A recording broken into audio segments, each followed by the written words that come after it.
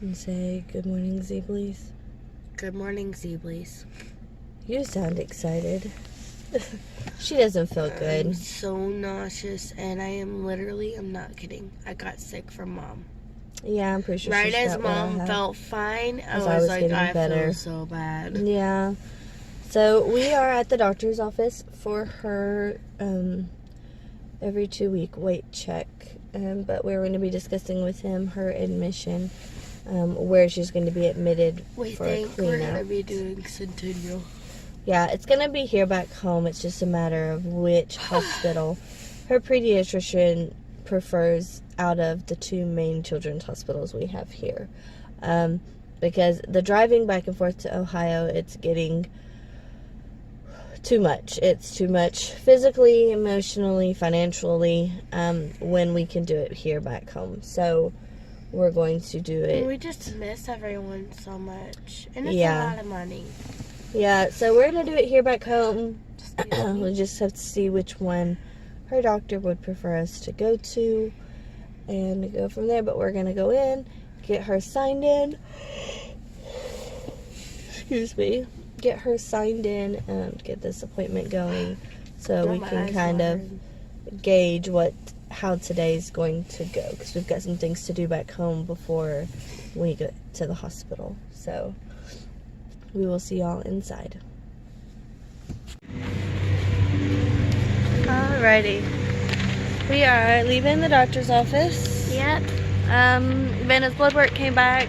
She is vitamin D deficient, so No lupus. she has to get on 10,000 units weekly of vitamin D. There's 2 levels for her thyroid. Well, one of the tests was normal. The other test was a little low, just like instead of 0.9, 0.8. So he thinks it's just from her getting sick. She was probably on the verge of getting sick last week when we got here, and so he's not too concerned. Excuse me. He isn't too concerned about it since her other level is fine.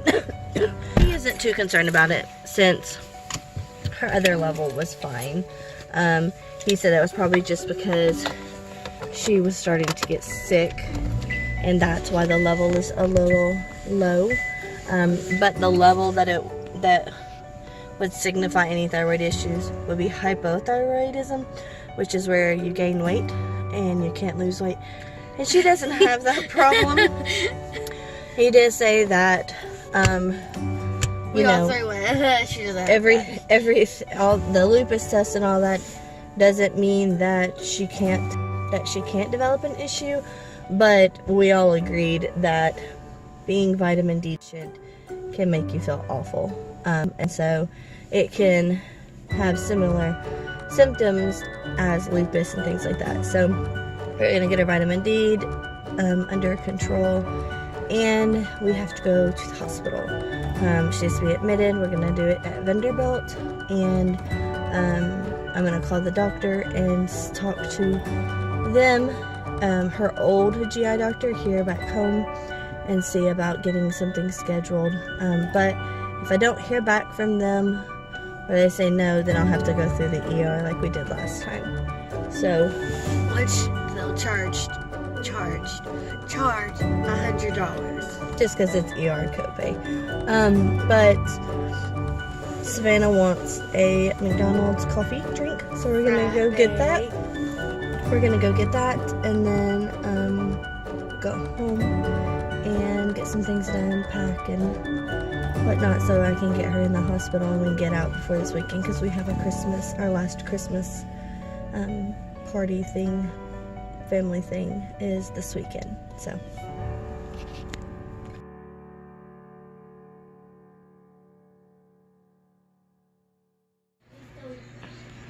alrighty, so I have heard from Savannah's old GI doctor here back home, Dr. Anderson at Vanderbilt, and it looks like Sydney's taking a bath. It looks like she will admit Savannah into the hospital under her. Instead of us going through the ER, she's going to admit her through the clinic, which is like a scheduled admission, which is what we do in Ohio. So I just sent kind of a detailed email explaining kind of in the last 8 months, 9 months, what we have done with Savannah, telling her that, you know, she still has the feeding tube, the medicines that she takes, and just kind of the information that we found out about the new form of gastroparesis that they think Savannah has, and explaining